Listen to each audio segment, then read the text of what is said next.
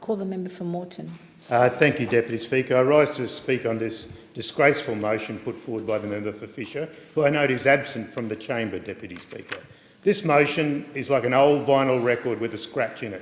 The Turnbull-Abbott government, it goes round and round and round on continuous repeat, but actually says nothing.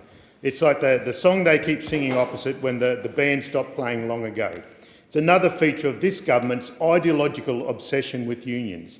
I could talk about how unions have improved the working conditions of Australians for more than 100 years.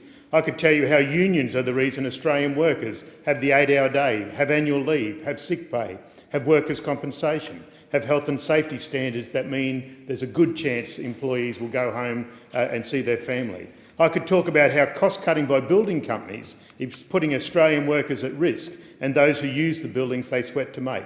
Companies trying to bolster their bottom line are importing cheap building products that contain asbestos, putting at risk not only the workers but the eventual inhabitants of the homes and offices that they're building. Where there is illegality, it must and should be called out and punished, whether it is the behaviour of the employers, the unions or the employees. And I note that the employers haven't got a mention in any of the speeches preceding me, Deputy Speaker. I say that individuals are responsible for their own behaviour. And when individuals behave badly or even illegally, we must be careful not to visit their transgressions on the wider organisation that they are purported to represent.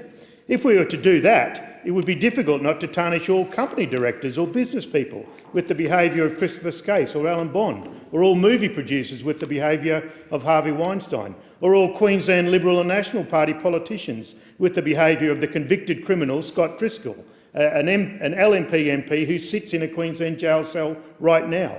All organisations, like all sectors of industry, have some rogue individuals who will besmirch the reputations of many good, hard-working people in those organisations that make great contributions to our community.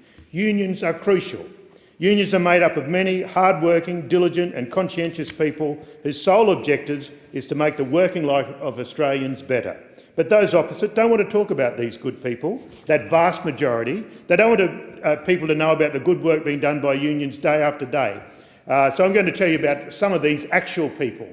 People like Ros McLennan, the head of the Queensland Council of Unions, who spent 23 years empowering Australian workers. Ros has a particular knowledge and appreciation of the role of unions in regional Queensland. She worked in 1998 up in Townsville and spent 10 years as an Assistant Secretary of the Independent Education Union, Queensland and Northern Territory branch.